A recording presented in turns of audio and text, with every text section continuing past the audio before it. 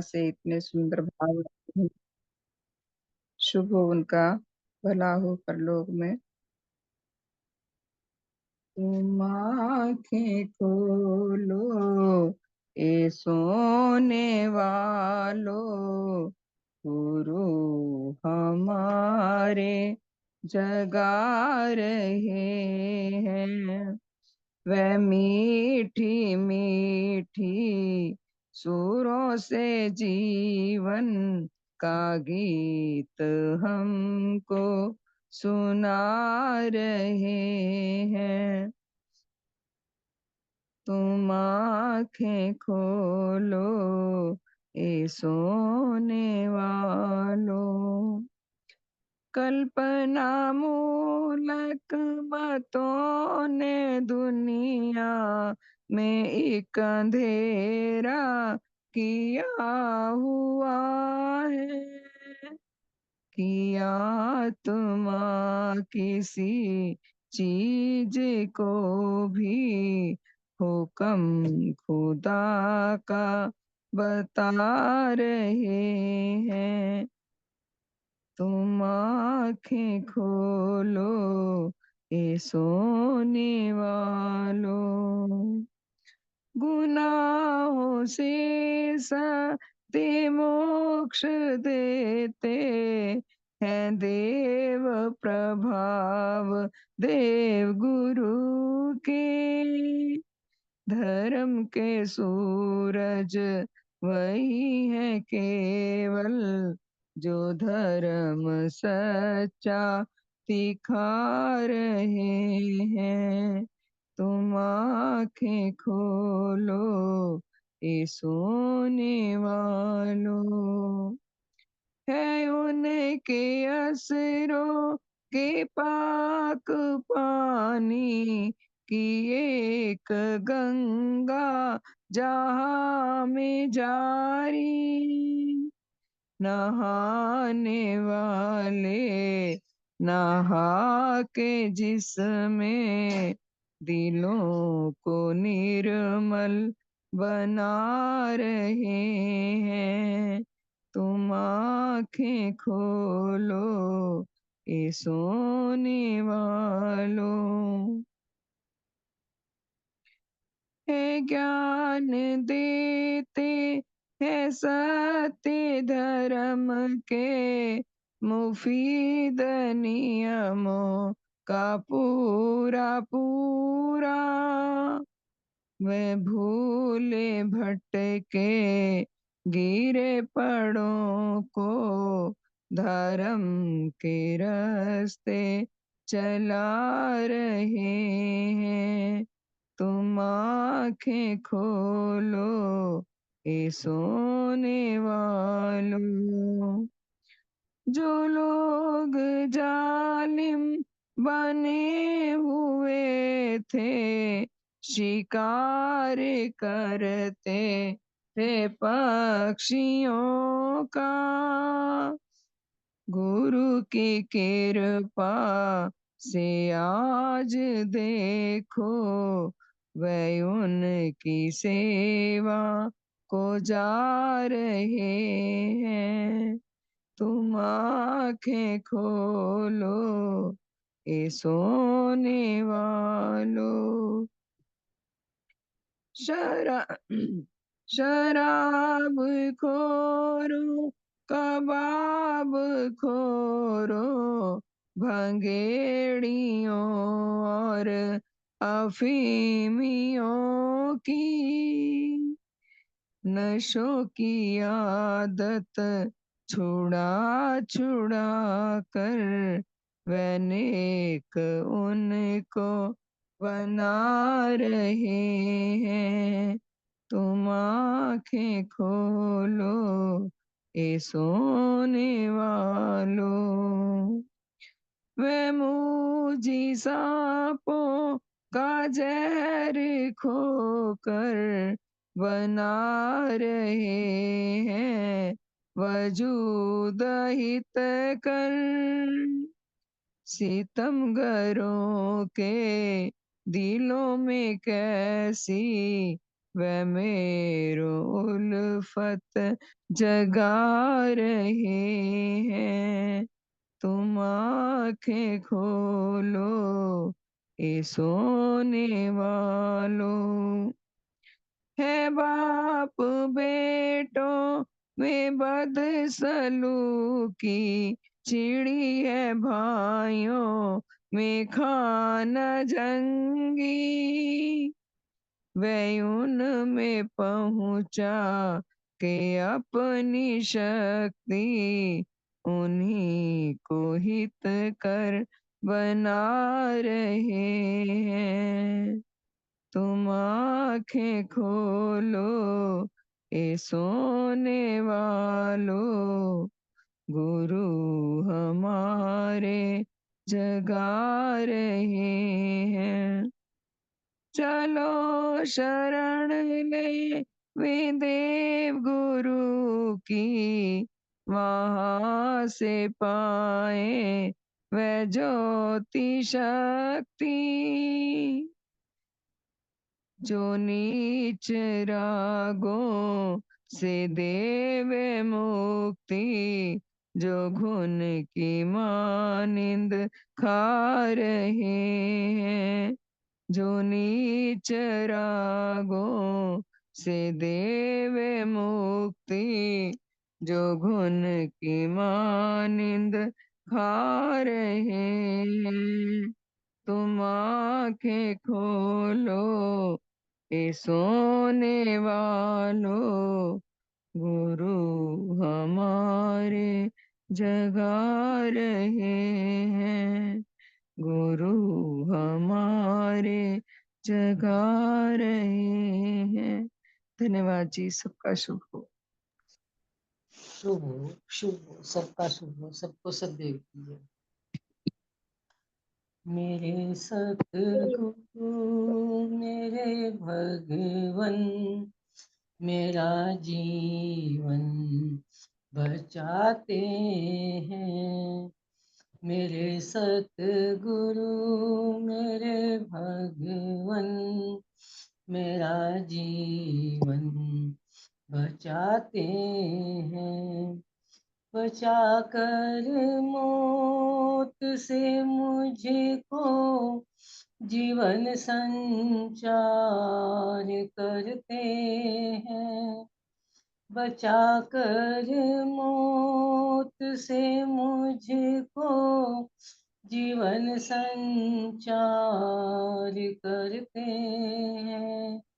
मेरे सतगुरु मेरे भगवन, मेरा जीवन बचाते हैं। जीवन ज्योति मुझे देकर अंधेरा सब मिटाते हैं। जीवन ज्योति मुझे देकर अंधेरा सब मिटाते हैं। अहित और हित में जो अंतर मुझे वह सब दिखाते हैं। अहित और हित में जो अंतर मुझे वह सब दिखाते हैं। मेरे सतगुरु मेरे भगवन, मेरा जीवन बचाते हैं। कहाँ मेरी भलाई है, कहाँ मेरी तबाही है। कहाँ मेरी भलाई है, कहाँ मेरी तबाही है। दिखा कर भेद यह सारा मुझे बोधी बनाते हैं। दिखा कर भेद यह सारा मुझे बोधी बनाते हैं। मेरे सतगुरु मेरे भगवन मेरा जीवन बचाते हैं। अहित का बोध दे मुझको, वहित का प्यार दे मुझको। अहित का बोध दे मुझको, वहित का प्यार दे मुझको। तबाही से बचाते हैं, भलाई में लगाते हैं। तबाही से बचाते हैं, भलाई में लगाते हैं। मेरे सतगुरु मेरे भगवन मेरा जीवन बचाते हैं। रहूं आशिक मैं उस गुरु के, कभी मोड़ूं न मुख उनसे। रहूं आशिक मैं उस गुरु के, कभी मोड़ूं न मुख उनसे। शरण अपनी जो दे मुझको, जीवन पथ पर चलाते हैं। शरण अपनी जो दे मुझको, जीवन पथ पर चलाते हैं। मेरे सतगुरु मेरे भगवन मेरा जीवन बचाते हैं। शुभ हो, शुभ हो। बहुत बहुत धन्यवाद। श्रद्धेय की जय। भगवान के चरणों में कोटि कोटि नमन, बारंबार नमन कर। सबका शुभ हो, हित हो। अमृत के तुम हो भंडार भगवन, अमृत के तुम हो भंडार भगवन। तुमसे जुड़कर जीवन पाऊं, अमृत मुझ में हो संचार। तुमसे जुड़कर जीवन पाऊं, अमृत मुझ में हो संचार। अमृत के तुम हो भंडार भगवन। नीच भाव सब विच संचारे, मृत्यु का मोहे करें शिकार। नीच भाव सब विष संचारे, मृत्यु का मोहे करें शिकार। अमृत के तुम हो भंडार भगवन, अमृत के तुम हो भंडार भगवन। तब अनुराग से निश्चय हुए, मृत्यु से मेरा उद्धार। तब अनुराग से निश्चय हुए, मृत्यु से मेरा उद्धार। अमृत के तुम हो भंडार भगवन, अमृत के तुम हो भंडार भगवन। कैसा तुमरा हित कर संबंध, अब उस पर मैं करूं विचार। कैसा तुमरा हित कर संबंध, अब उस पर मैं करूं विचार। अमृत के तुम हो भंडार भगवन, अमृत के तुम हो भंडार। नीच बंधन मैं सब ही काटूं, तुमको दूं निज पर अधिकार। नीच बंधन मैं सब ही काटूं, तुमको दूं निज पर अधिकार। नीच बंधन मैं सब ही काटूं, तुमको दूं निज पर अधिकार। अमृत के तुम हो भंडार भगवन, अमृत के तुम हो भंडार भगवन। बहुत बहुत धन्यवाद। सबका शुभ हो।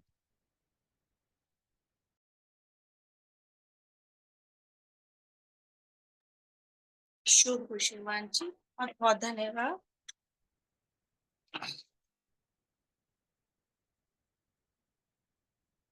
शुभ हो। सभी को सदैव की जय। भगवान के चरणों में कोटि कोटि नमन। शुभ हो, सबका भला हो। शुभ हो सभी भजन गाने वालों का बहुत बहुत धन्यवाद। सभी ने बहुत ही सुंदर भजन गाए। और भगवान, अभी जो लास्ट का भजन है, सचमुच ही भगवान अमृत के भंडार है। एक छोटे से भजन से शुरू करूंगी। शुभ हो भजन लिखने वालों का। शुभ हो। धर्म से खाली तुम्हारे दर पे आई हूँ, धर्म से खाली तुम्हारे दर पे आई हूँ गुरु। बहुत कुछ खोकर लुटा कर आने पाई हूँ गुरु। पाप की गतियां का मेरी है नहीं कोई शुमार। पाप की गतियों का मेरी है नहीं कोई शुमार। हाय भगवन हृदय में भरपूर हैं मेरे विकार। ये हम खुद भी महसूस करें कितनी पाप की गतियां हमारी और हमारे हृदय में विकार भरे हुए हैं। धर्म से खाली तुम्हारे दर पे आई हूँ गुरु। बहुत कुछ खोकर लुटा कर आने पाई हूँ गुरु। पिछली जिंदगी को देखते हैं तो पता चलता है कि कितना कुछ खोकर आए हैं। अब बहुत देर से पता चला, लेकिन वही है, जब आंख खुले तभी सवेरा। अपने रोगों की मैं कोई इंतहा पाती नहीं, अपने रोगों की मैं कोई इंतहा पाती नहीं। आपके बिन कोई चारागार नजर आता नहीं, आपके बिन कोई चारागार नजर आता नहीं।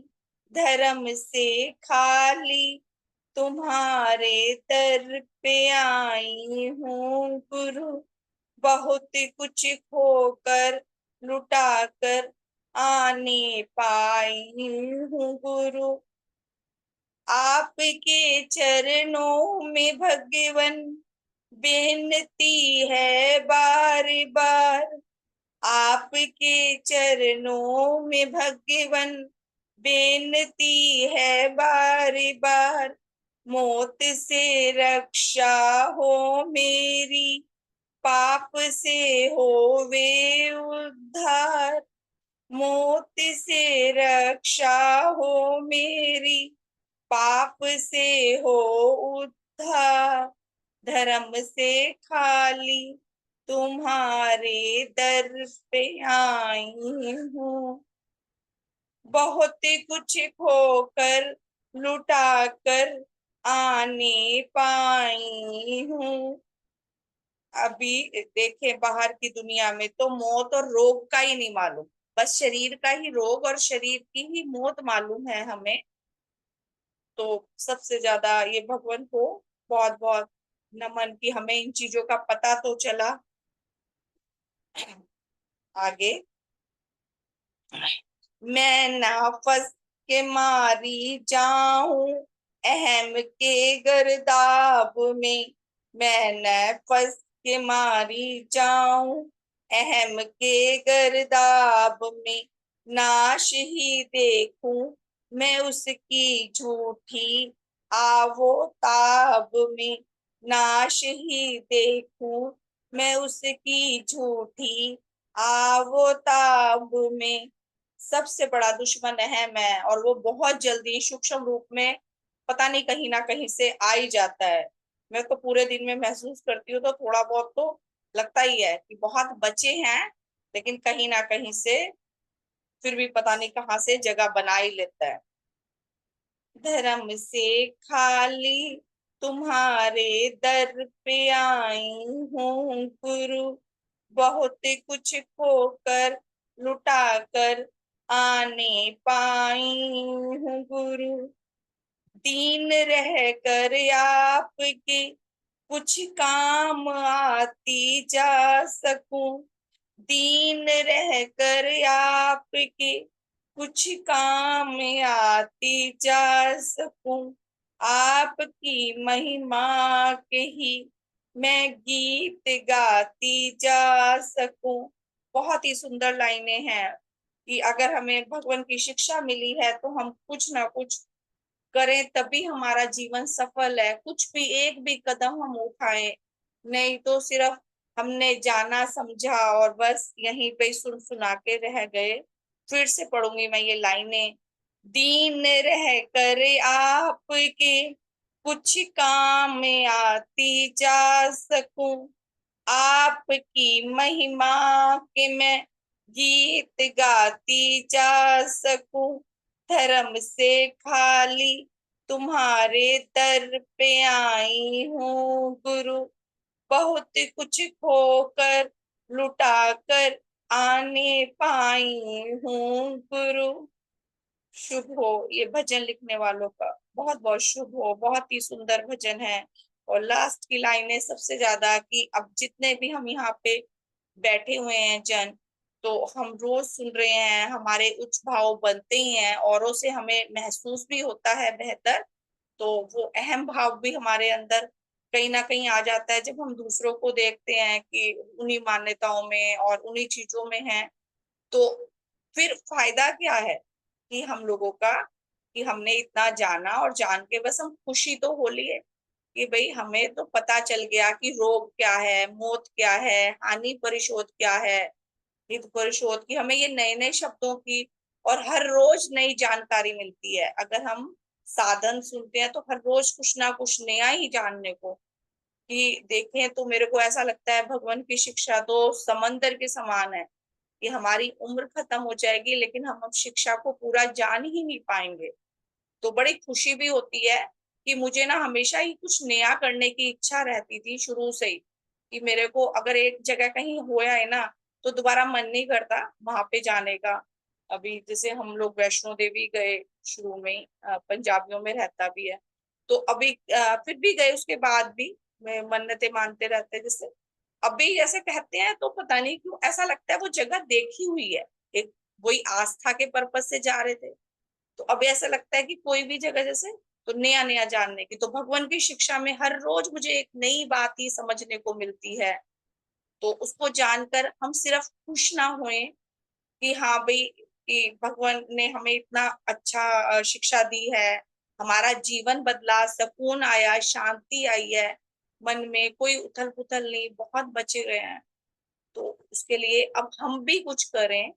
तो ये भगवान से मैं अपने लिए और आप सबके लिए बहुत दिल के गहरे भाव से प्रार्थना करती हूँ। हे भगवान, हमारा मार्गदर्शन करो, हमें राह दिखाओ, हमें ऐसे मार्ग पर ले जाओ जहाँ पे हम आपके लिए कुछ कर पाए, कुछ आगे बढ़ पाए। हमें मार्गदर्शन करो भगवान, और हम सच्चाई भलाई के राह पे चलते हुए उस पर चलें कि हमारे अंदर कोई भी ऐसा ना आए कि किसी का भला करते हुए हमें कई बार ऐसा होता है कि झूठ के रास्ते पे भी चल देते हैं। तो भगवान के चरणों में बहुत गहरे दिलों से प्रार्थना करते हैं कि भगवान हमें राह दिखाएंगे तो फिर हम कुछ ना कुछ कर पाएंगे। सहकारी शक्तियां, भगवान हमें मार्गदर्शन करेंगे, हमें उस पर ले जाएंगे तो हम आगे बढ़ पाएंगे, और तभी फिर हम भगवान का सपना भी तो तभी पूरा होगा ना कि इस विश्व में शुभ और शांति आए। तो हम कुछ बूंदे तो अपनी डालेंगे तभी तो आएंगी। अब भगवान ने हमें इतना कुछ दिया है तो उसको हमें अपने पे अपनाना, आत्मसात करना है, और फिर हम दूसरों तक पहुंचाएंगे। तो जरूर भगवान का हमें साथ मिलेगा और हम कर पाएंगे कुछ ना कुछ। ऐसा मेरे को अभी विश्वास सा महसूस होने लगा कि हम जरूर कुछ कर पाएंगे अगर हम सच्चाई भलाई के रास्ते पे भगवान से प्रार्थना करते हुए आगे बढ़ेंगे। तो कुछ ना कुछ तो भगवान के सपने में बूंदे डाल ही पाएंगे। इस विश्व में शुभ और शांति आएगी और बहुत जल्दी आएगी। शुभ हो। ये मैं परलोक संदेश से निकाला मैंने, तो एक तो अभी मुझे सुबह ही दिखा। ये शायद कोई है कि ऊपर की शक्तियां ही हैं कि जब मैं साधन करती हूँ तो मैं सोचती कुछ हूँ और पता नहीं क्या अपने आप ही कि क्या हम लोग बोल जाते हैं कि भाई ये भगवान की ही कृपा होगी। शुभ हो भगवान का, सहकारी शक्तियों का शुभ हो। ये परलोक संदेश से है। प्रतिकूल हालात में भी अपना विश्वास बनाए रखें। हाँ, ये 12 नवंबर 2000 को लिखवाया गया है। तो अब क्या बता रहे हैं भगवान, देखें बच्चों, हम बिल्कुल महसूस करें कि जैसे भगवान हमें अभी ये बता रहे हैं, तो देखें वो कितना असर करेंगी। भगवान को अपने समक्ष महसूस करते हुए हम इस पाठ को करेंगे चिंतन मनन, और फिर हम वादा भी करेंगे भगवान हम इस पे खरे उतरेंगे। बच्चों, सत्यदेव की जय। तुम लोगों ने खुद ही इस बात को महसूस किया होगा कि जब कभी कोई अच्छी बात होती है तुम लोग हमें याद करके धन्यवाद देते हो और एकदम से सबके लिए शुभ विचार आने लगते हैं।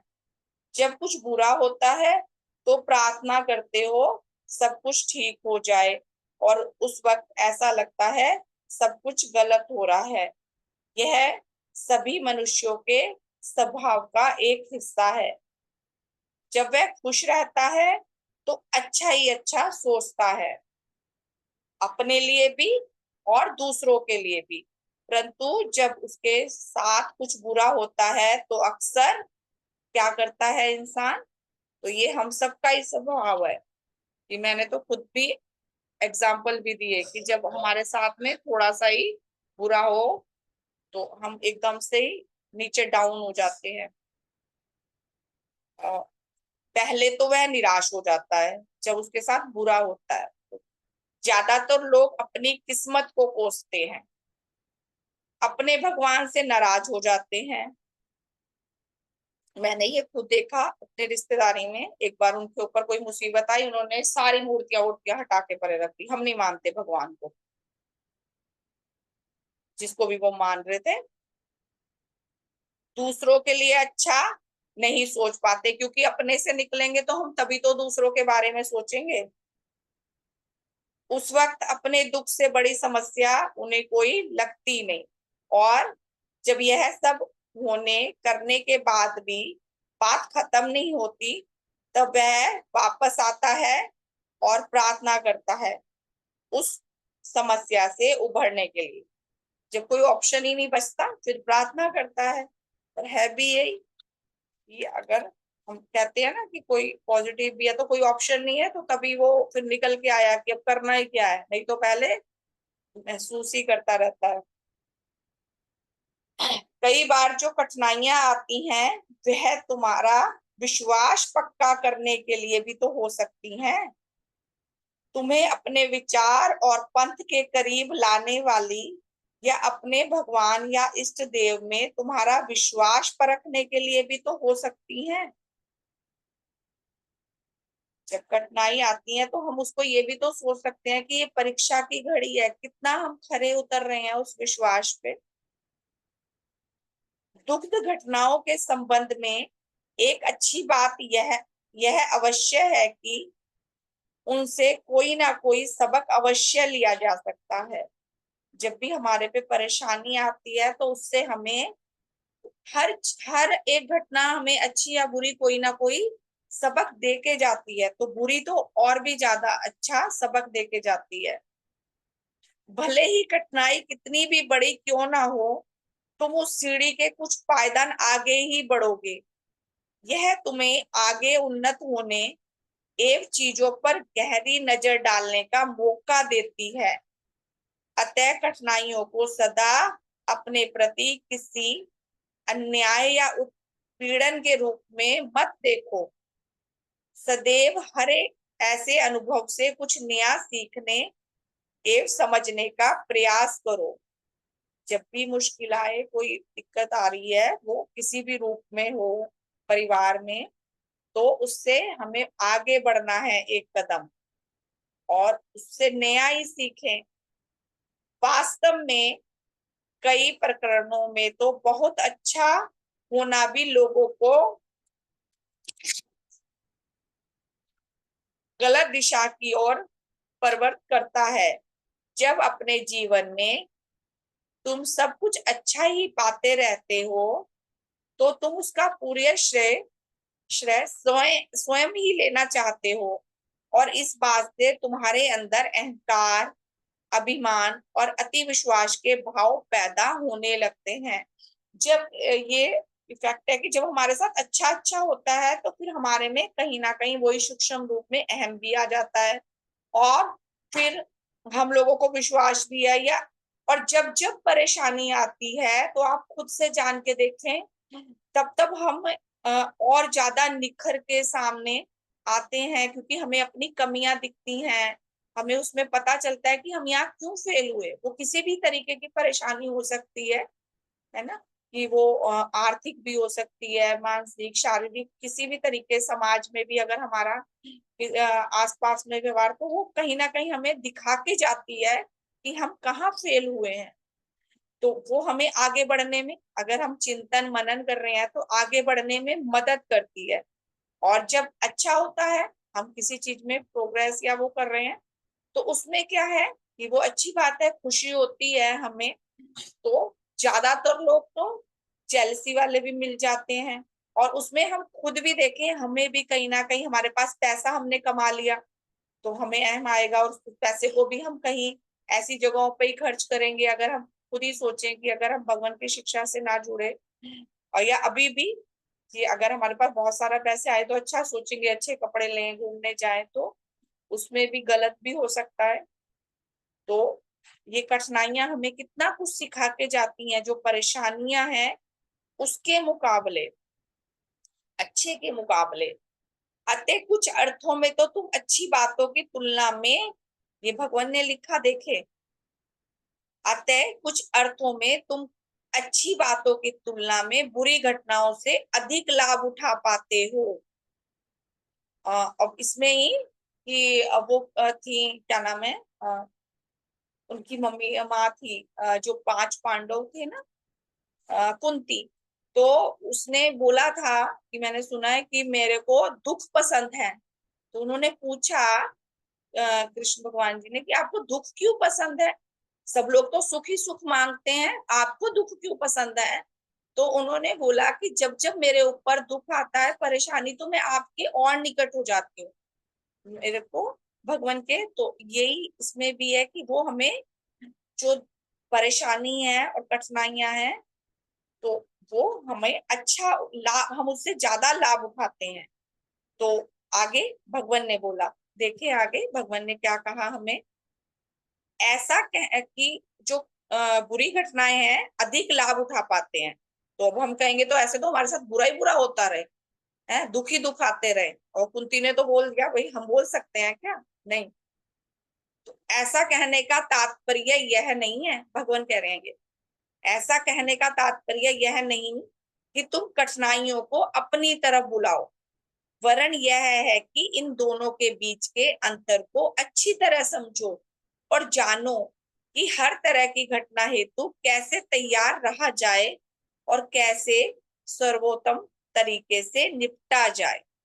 कि दोनों घटनाओं की अच्छी चीजें तो सभी को ही अच्छी लगती हैं और उसमें खुश भी होना चाहिए, कि खुशियां तो सभी को ही पसंद है, लेकिन हमें हर घटना के लिए तैयार रहना चाहिए कि अगर दुख सुख दोनों ही लगे हुए हैं, दुख के बाद सुख, सुख के बाद दुख, ये तो हमें जीवन भर आएगा ही, हम किसी भी इष्ट गुरु को मान लें, लेकिन ये परेशानियां तो आती ही आती हैं सभी पे जब तक जीवन है।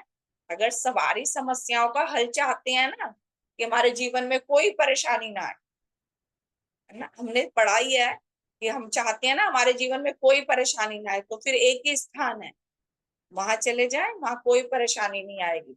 अब वो सबने हमने जाना है ना कि कौन से स्थान पे जा सकते हैं, हमें कोई परेशानी नहीं मिलेगी, वहां सारी समस्या का हल है और शांति ही शांति है, तो सुकून से रहना है।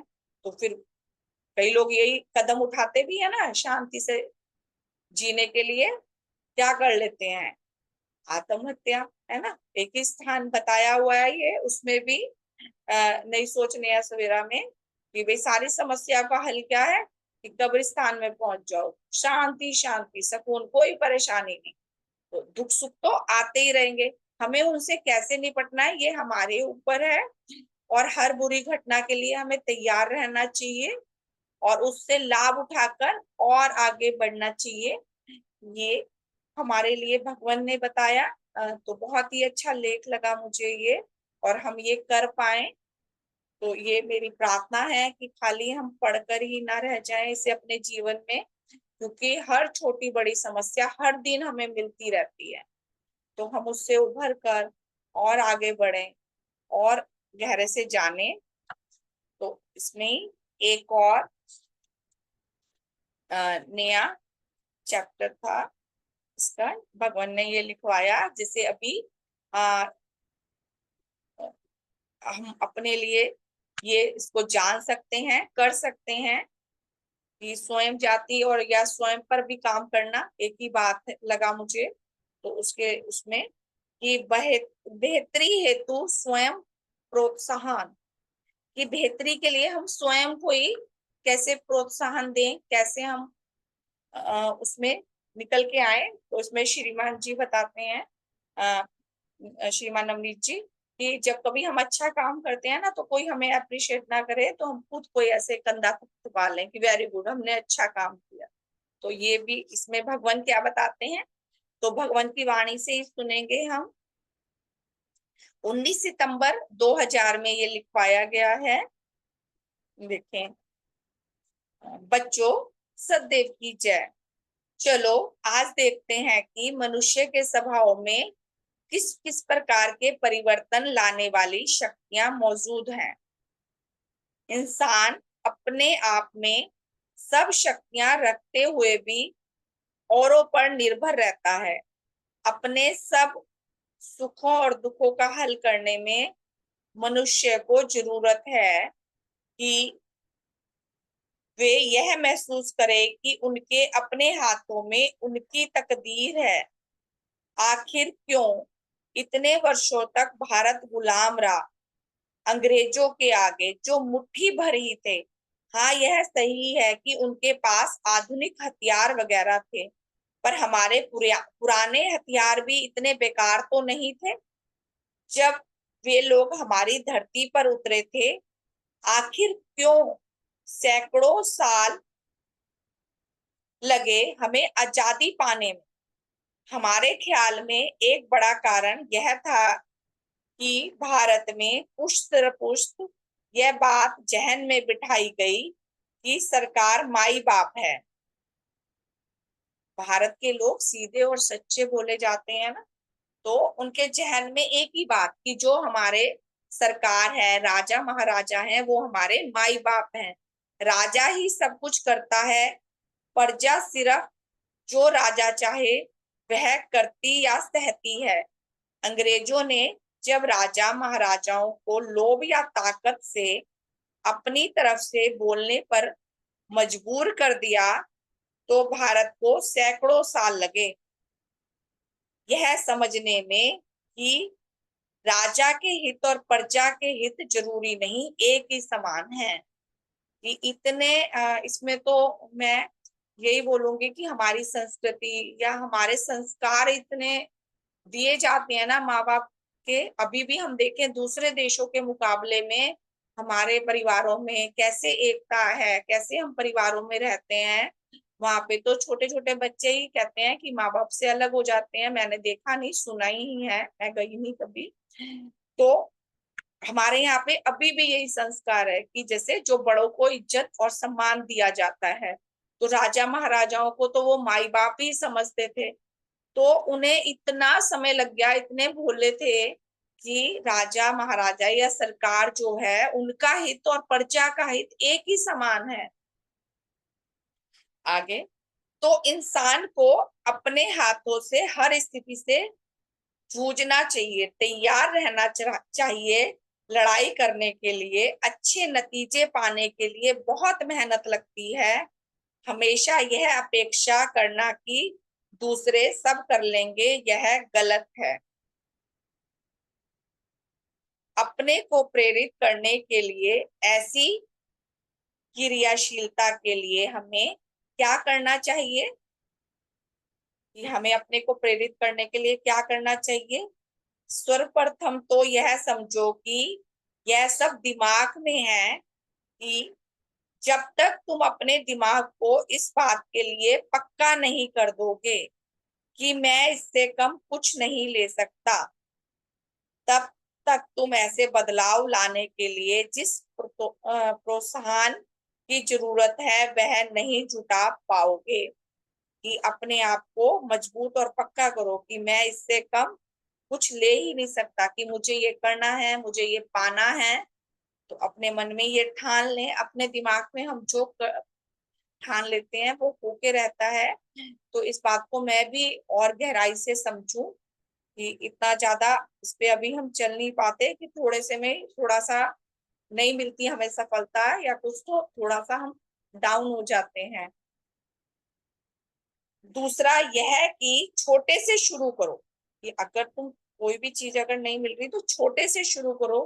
तुम्हें कोई नहीं कह रहा कि अपनी लड़ाई के लिए तुम अपने लिए असंभव लक्ष्य तय करो। अपने लिए पा सकने योग्य लक्ष्य तय करो। एक बार उसे पा लो तो कभी जाने मत दो। फिर उसे थोड़ा आगे बढ़ाओ, कुछ तय ऊंचा तय करो और उसे छोड़ो कभी नहीं।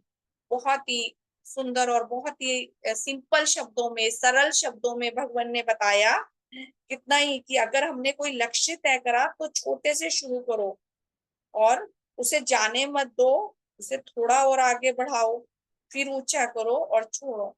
तो ये हम देख सकते हैं। तो मैंने भी इसी पे थोड़ा सा ही काम किया कि अभी जब मेरा स्कूल छूट गया बहुत दुख हुआ मुझे। इतना बीमारी से नहीं हुआ जितना मुझे स्कूलों से हुआ। कि स्कूलों में जाते थे हम, बेटर लाइफ में भी और स्कूल में भी शिक्षा, तो बहुत ही अंदर से बहुत महसूस होता था। कोई पूछता भी था तो मेरे को यही कहती थी कि तबीयत का नहीं है, ठीक हो जाएगी, विश्वास था और इलाज है ना।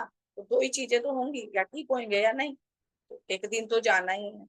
ऐसा वो डर भी हम निकाल देना ही चाहिए जब इतनी बड़ी चीज आती है तो। लेकिन ये कहीं ना कहीं बहुत महसूस रहा कि भाई बच्चों का साथ छूटा, बच्चे बहुत ही अच्छे लगते थे, तो उसमें ही अब घर वाले अभी जाने भी नहीं देते मुझे, तो मैंने फिर घर में ही पास का स्कूल है तो वहां से ही बच्चों को बुलाया। तो छोटे छोटे कदम से ही है और खुशी मिलने लगी अभी उनके साथ में ही जब बातें करते हैं तो बच्चों के साथ में बड़ा ही मन लगता है। छोटे छोटे कदम से हम शुरू कर सकते हैं। ये भगवान की शिक्षा ही हमें दिखाती है, नहीं तो बस यही सोचते ही रह जाते कि कब सही होंगे और कब जाएंगे, कब सही होंगे। तो इसमें वाक्य में ये सहकारी शक्तियों की मदद है कि जो हमारी मदद करती है, हमारे दिमाग में, माइंड में, मस्तिष्क में प्रेरणा डालती है कि ना से अच्छा भाई कुछ तो कर लो। आगे भगवान ने क्या बताया कि छोटे छोटे कदम से शुरू करें। दूसरे नंबर पे ये पहले अपने दिमाग में, हम सबसे पहला कि हम अपने दिमाग में बिठा लें कि हमें करना है, ये पाना है।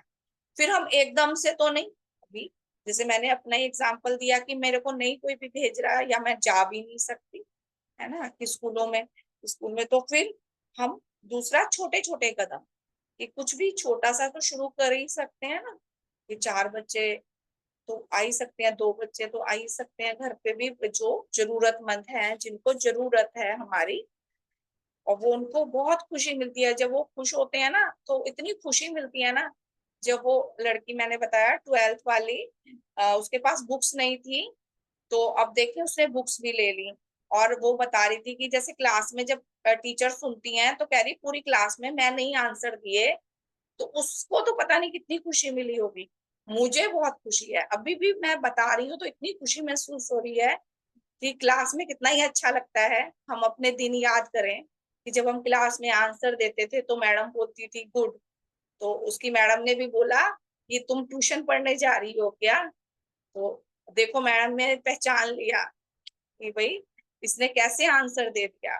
तो बहुत खुशियां हम छोटी छोटी चीजों से हासिल कर सकते हैं। तो दूसरे नंबर पे छोटे काम से, तीसरा नंबर भगवान कितने अच्छे ढंग से बता रहे हैं, दृढ़ता से लगे रहना, लगातार प्रयासरत रहो। किसी भी इंसान को हर चीज में पहली बार ही सफलता नहीं मिल सकती, यह तो सतत चलने वाला कार्य है। यह लड़ाई है कि हम एक बार में ही सफलता नहीं हासिल कर सकते, हमें कई जगह निराशा भी मिलती है। हम स्कूलों में जब बेटर लाइफ की जाते हैं तो कई जगह मना भी कर देते थे कि नहीं अभी समय नहीं है, अभी हमारे स्कूल में एग्जाम चल रहे हैं, ये सब। तो उसमें हमें निराशा नहीं है, 10 जगह गए हमने, 5 जगह मना हुआ तो 5 जगह हमें सफलता भी मिली। तो हमें निराश नहीं होना कि सफलता नहीं मिलती है। तो आगे तीसरे नंबर पे क्या है, दृढ़ता। पहले पे अपने दिमाग में बिठाना, दूसरे में छोटे कदम, और तीसरे में दृढ़ता बनाए रखें कि हमें घबराना नहीं है। अब चौथी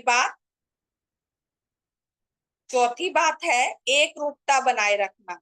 अपने लक्ष्य रोज बदलो मत, अंत विरोधी या असंगत लक्ष्य मत रखो, निरंतरता बनाए रखो। एक बार जो स्वयं सुधार का कार्यक्रम प्रारंभ किया उसे धीमा मत होने दो, सदैव उसके पीछे लगे रहो, छोटे छोटे सुधार करते चलो। जब तक लक्ष्य को हासिल नहीं कर लेते फिर अगला लक्ष्य नियत करके उसकी तरफ बढ़ो।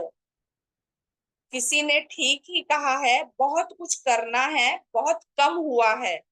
देखिए दोबारा रिपीट करती हूँ, किसी ने क्या ठीक ही कहा है, बहुत कुछ करना है, बहुत कम हुआ है, जल्दी करो।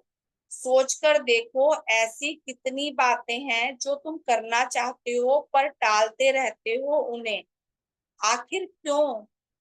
जो बदलाव हमने ऊपर बताए उन्हें अपने अंदर लाओ और अपने लक्ष्य हासिल करते चलो।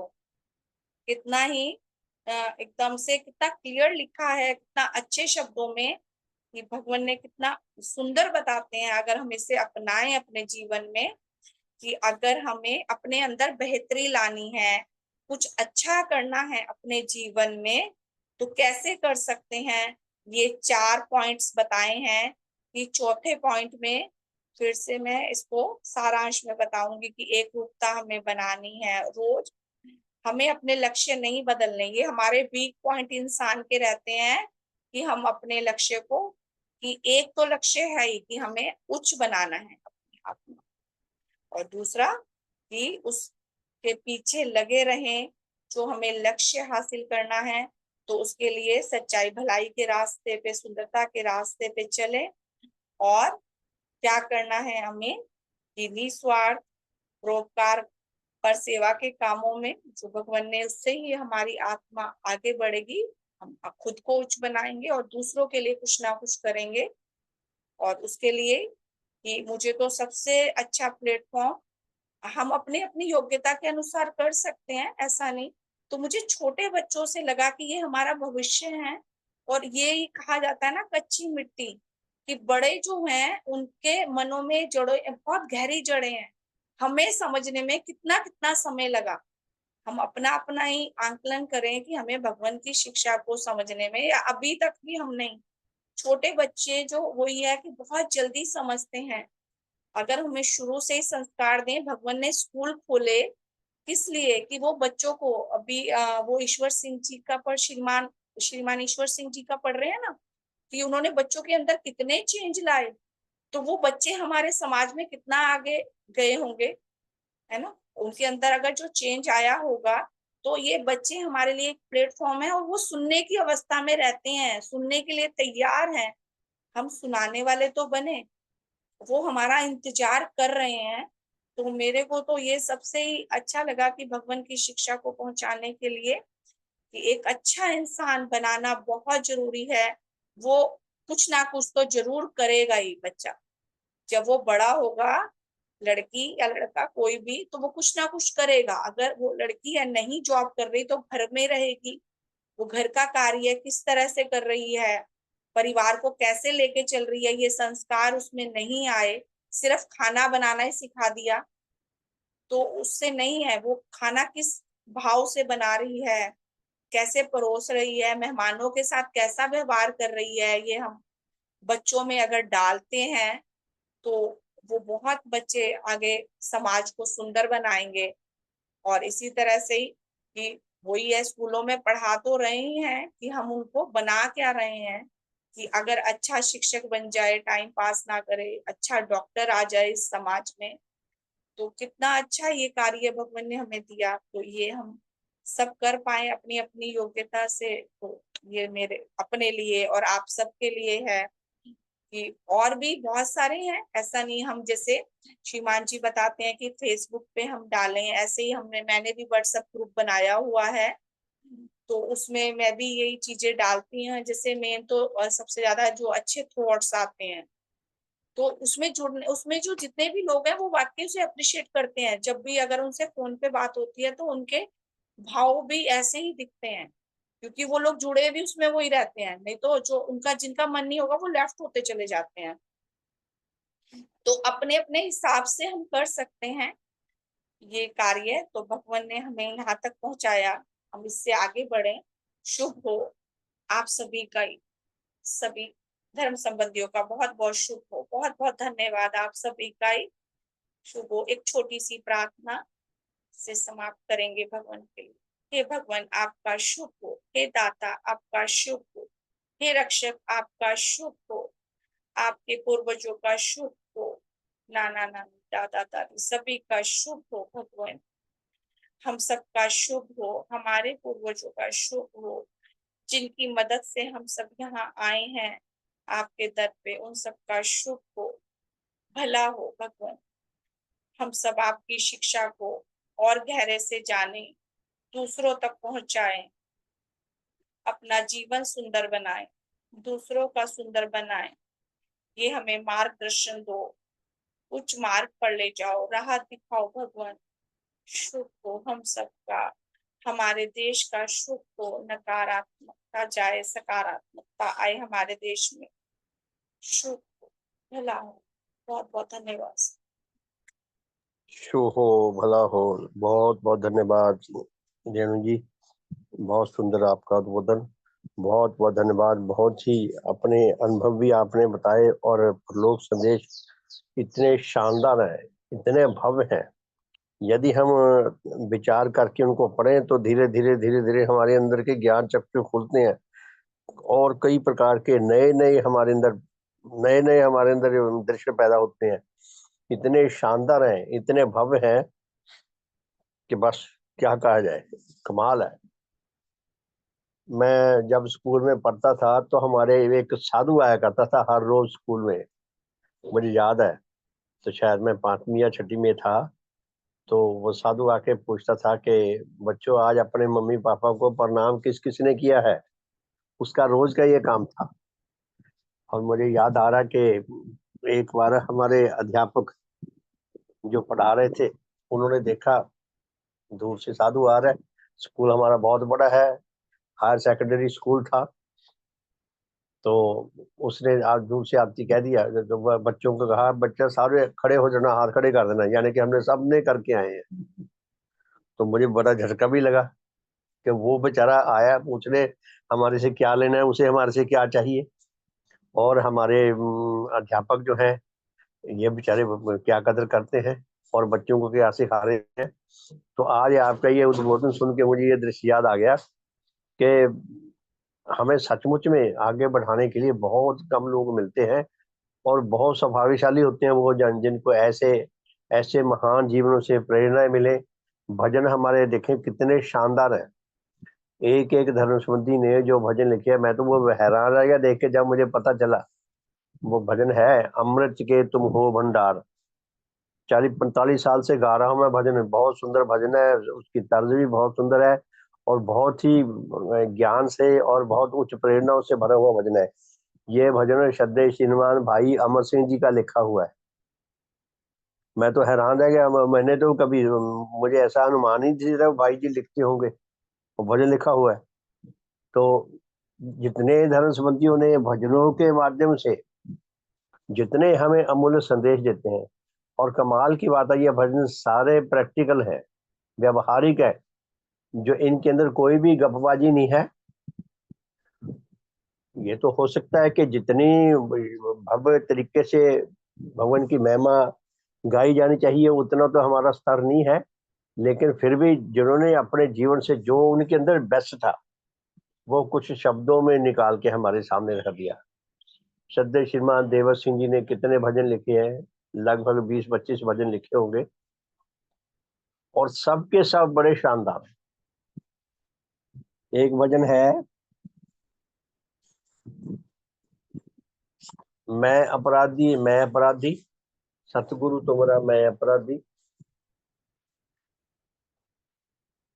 उन्होंने कितना आत्मावलोकन किया, कितना आत्मचिंतन किया और इतने श्रद्धेय श्री महाराज जी इतने ऊंचे स्तर पर धर्म जगत के आकाश के सितारे बन गए।